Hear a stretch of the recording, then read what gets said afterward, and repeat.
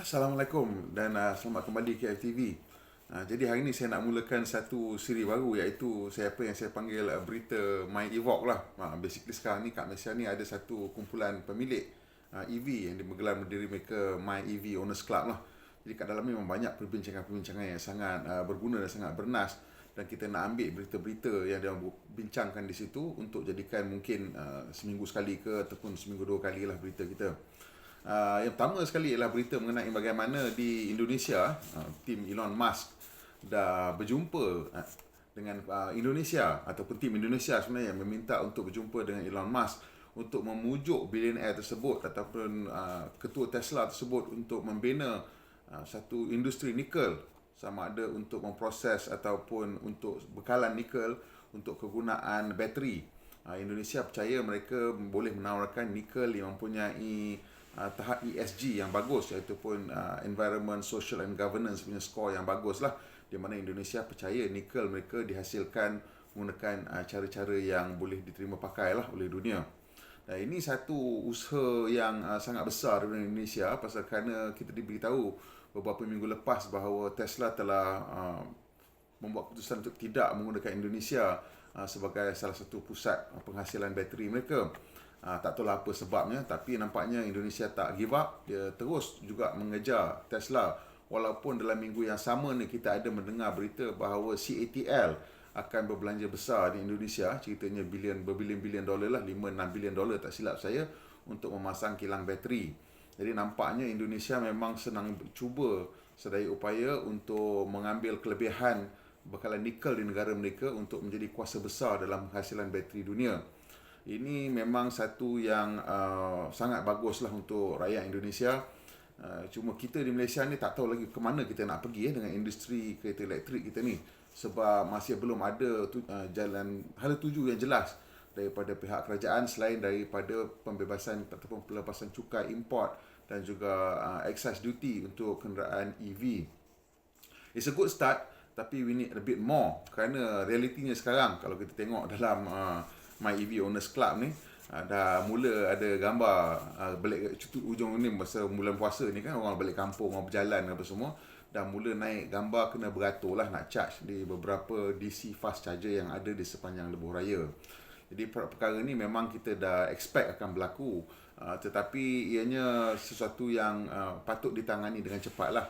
Sebab sekarang ni masih tak berapa banyak kereta EV di Malaysia ni. Mungkin sejak penambahan baru-baru ni, a few batches of cars daripada Hyundai Kona, Hyundai Ioniq, Volvo XC40 yang diserahkan, mungkin bertambah beberapa ratus kenderaan lah, dan mungkin kita hampir mencecah 1000 unit kenderaan EV di Malaysia, dan sudah mula orang kena beratur.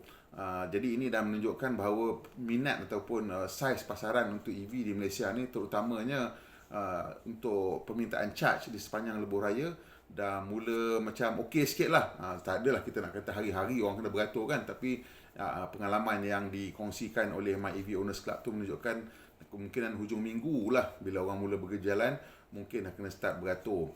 Tapi dalam masa yang tak lama lagi, saya rasa bila peminat-peminat EV ataupun pemilik EV ni dah lebih yakin untuk memandu jarak jauh, akan lebih kerap lah berlaku situasi di mana kita kena menunggu setengah jam, mungkin sejam lah, untuk menunggukan, kalau kata satu kereta di depan kita setengah jam, kalau ada dua kereta 1 jam menunggu untuk mengecharge. Itu akan menjadi satu situasi yang not really tenable lah kan, untuk mereka-mereka yang memiliki EV.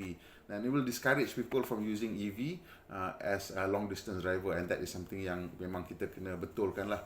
Pasal kalau tidak, kita mungkin tidak dapat meyakinkan orang untuk membeli EV lagi. Juga orang suka bertanya kepada saya, kenapa Tesla tak nak masuk ke Malaysia? Jadi jawapannya kenapa Tesla tak nak masuk ke Malaysia ialah kerana Tesla ni dia bukan datang dengan kereta sahaja.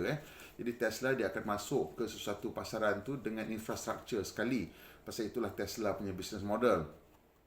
Tesla percaya bahawa infrastruktur tu bukan saja satu cara untuk buat duit tambahan dengan menjual tenaga, tapi juga ini satu kelebihan pasaran yang sangat besar kepada Tesla, kerana sistem supercharger mereka memang telah diakui seluruh dunia sebagai sistem pengecharge yang paling terbaik sekali lah yang ada sekarang, di mana pemilik kereta hanya perlu sampai ke tiang pengecas tu, cocoklah kereta dia, kereta dengan tiang pengecas tu akan communicate dan settlekan bayaran dalam back end system lah. So tiap-tiap bulan dapat bil saja dan settlekan bil dan boleh terus gunakan. So Tesla dia tak masuk ke Malaysia sebab benda-benda macam ni lah, bila kita tak ada polisi yang jelas macam mana dia nak masuk ke Malaysia, kerana perbelanjaan untuk membina stesen pengecas tu adalah agak tinggi. Walaupun baru-baru ni kita dapat tahu melalui satu tender yang Tesla masuk di Amerika Syarikat, saya tak ingat negeri mana, one of those either Nebraska, Idaho macam tu lah. So dia masuk tender untuk pasang charging station untuk negeri tersebut, dan Tesla salah satunya lah. Dan dia punya bid tu of course jadi public knowledge lah, pasal orang nak tahu kan what company bid what amount.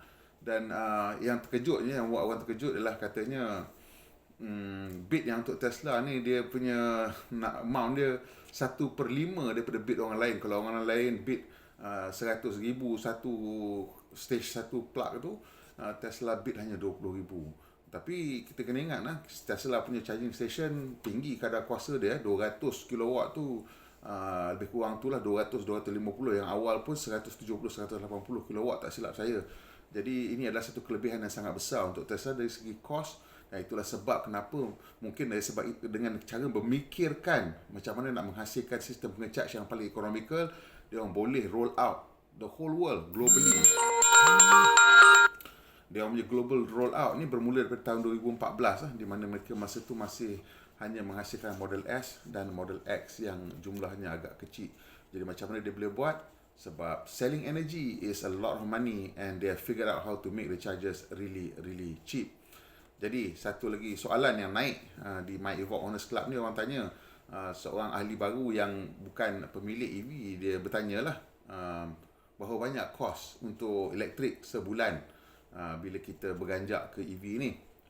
Jadi jawapan daripada ahli Brian Kwa, dia kata kalau awak kita menganggap pemanduan kita adalah 50 km sehari pada kadar penggunaan tenaga 189